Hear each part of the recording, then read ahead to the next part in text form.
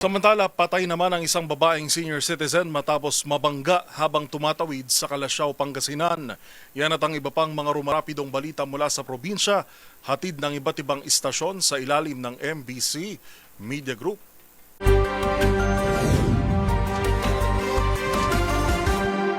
Dead on arrival sa paggamutan ng isang 60 anyos na lola habang sugatan ng kasama nitong 28 anyos na dalaga, kapwa residente ng barangay ni Lumbot Mapandan matapos silang mabangga ng van. Sa ulat niya Calasiao ay si Chief of Police Lieutenant Colonel Quintin Casabar Jr. naganap ang aksidente alas 9 ng gabi sa National Highway sa barangay San Miguel kung saan tumatawid ang mga biktima ng mabangga ito ng van na minamaniho ng isang alias Julio, at sa lakas ng impact ay tumilapon sa kabilang linya ang mga lola na nasagasaan naman ng truck. Agad na itakbo ng NDR ng ambulance sa paggamutan ng mga biktima, ngunit idineklarang dead on arrival ng attending physician si lola, habang ang kasama nitong dalaga patuloy pang nilalapatan ng lunas ng mga doktor. Ang driver ng van at truck ay nasa kustodiya ngayon ng Calasiao PNP para sa kaukulang disposisyon. Mula sa Action Radio Pangasinan para sa MBC TV Network News, ito si Freddy Fajardo, RS38, una sa Pilipinas, una sa Pilipino.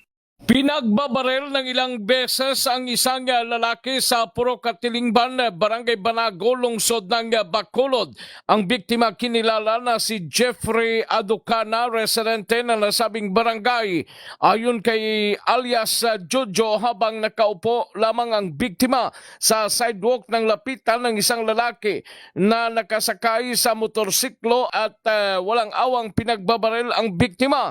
Tatlo habang apat ang biktima o tama ng biktima na patuloy na ginagamot sa ospital sa lungsod. Sa ngayon, patuloy ang investigasyon ng kapulisan ng Bacolod City Police Office at pagkilala sa mga sospek.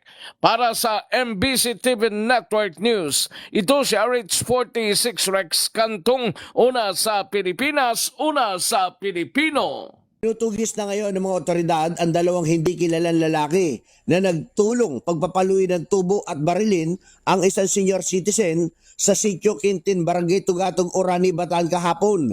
Batay sa inisyal na investigasyon, ang biktima na edad 65 anyos na lalaki ay pinagtulungang pagpapaluin ng tubo ng dalawang hindi kilalang lalaki na nakita ang pangyayari ng pamamalo ng kanyang mismong 44 anyos na anak na babae. Nakasuot ng itim na long sleeve puti, itim na leather jacket at pulang helmet ang mga suspek. Nang umawat umano ang anak nito, nakarinig siya ng putok ng baril at sa uli nakita niyang may tama na sa kaliwang binti ng bala ang kanyang ama. Mabilis umano na tumakas ang mga suspek patungong direksyon ng Hermosa, Bataan.